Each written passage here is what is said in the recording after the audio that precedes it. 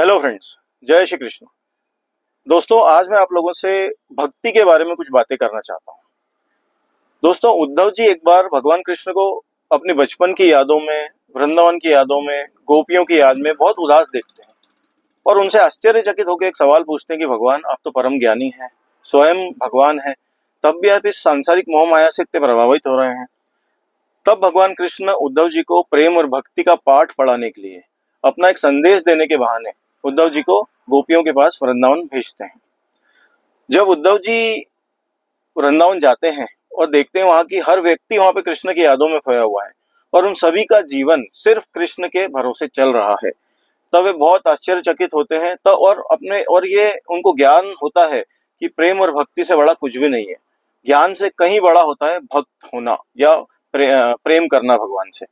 उद्धव जी जो थे वो भगवान कृष्ण के चचेरे भाई थे, उनके मित्र भी थे, महायोद्धा भी थे और महाज्ञानी भी थे।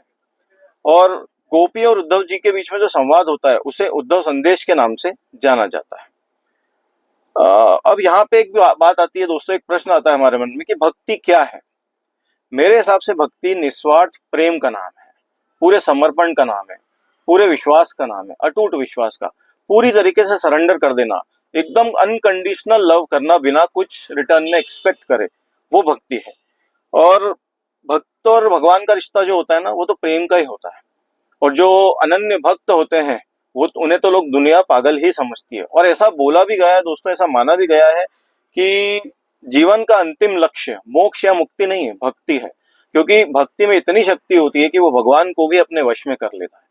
जैसे एग्जाम्पल के लिए आपको बताऊं तो माता शबरी, भक्त सुदामा, भक्त प्रहलाद, इनकी भक्ति में इतनी शक्ति थी कि भगवान को भी इनके लिए स्वयं आना पड़ा।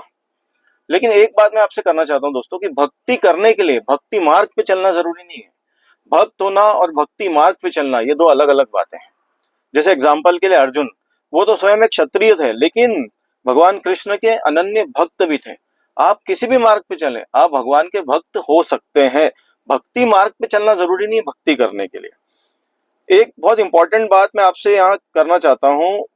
महाभारत खत्म होने के बाद उद्धव जी ने भगवान कृष्ण से बहुत सारे प्रश्न करे महाभारत को लेके, उनके जीवन को लेके, कि उन्होंने जो भी स्ट्रेटजीज करी या जो भी एक्शन लिए, निर्णय लिए, वो क्यों लिए। और भगवान कृष्ण ने उनके सवालों का बहुत अच्छे से सारा जवाब दिया। और भगवान कृष्ण और उद्धव जी के बीच में जो संवाद था उसे उद्धव गीता के नाम से जाना जाता है। बहुत इंपॉर्टेंट है उद्धव गीता की चीजों को समझना। ये बहुत इंटरेस्टिंग है उद्धव गीता, अगर आप पढ़ना चाहें तो। पर इसमें से एक पॉइंट मैं आपसे डिस्कस करना चाहता हूँ जो बहुत इंपॉर्टेंट है और शायद मेरे हिसाब से भगवान कृष्ण ने जो भी कहा है उसका एक क्रक्स है हमारे जीवन में जो हमें उतारना चाहिए। भगवान कृष्ण ने उद्धव जी से कहा था कि कृष्ण जो है हर व्यक्ति के साथ हर समय होते हैं और हर व्यक्ति के कर्म के साक्षी होते हैं। बस जरूरत है हमें ये चीज महसूस करने की और कृष्ण पे विश्वास करने की। और अगर हम ये मान लें कि हम जो भी कर रहे हैं वो भगवान कृष्ण उसके साक्षी हैं या भगवान हमेशा हमारे साथ है, तो हम कभी गलत करेंगे ही नहीं। ये बहुत इंपॉर्टेंट संदेश है दोस्तों भगवान का उद्धव गीता में।